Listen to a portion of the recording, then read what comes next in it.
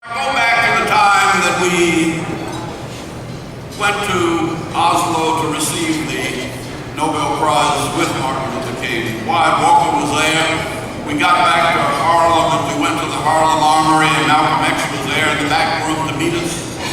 And Governor Rockefeller was there and sat on the stage with Martin Luther King, and we came there down to Washington.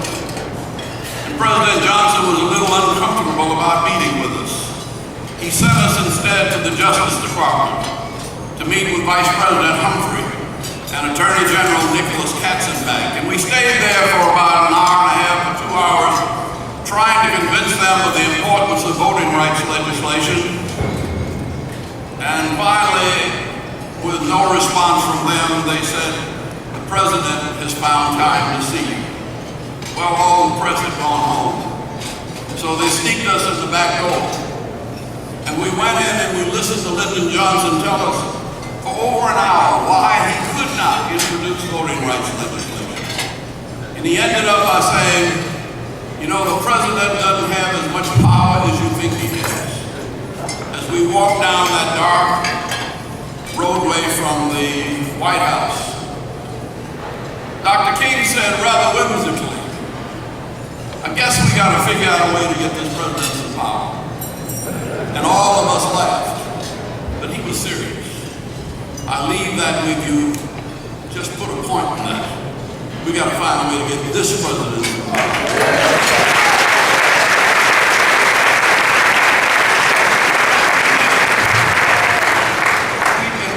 Johnson had an overwhelming majority of the House and Senate and didn't have the power to introduce voting rights legislation. But what we did, well, we went back to Atlanta, and it wasn't a week before Mrs. Amelia Boynton came from Selma. And she came from Selma and with Reverend Anderson and Reverend Reese. And she said, you have to come over and help us. We can't register to vote. We can't even have voter registration meetings. People get beat up just walking down the street if there are more than two people together. Jim Clark has created a police state. And Martin said, "I reckon we gotta go to Selma. Maybe we can find some power for the president in Selma." We got there on the 2nd of January, 1965, about the 24th of March, 1965.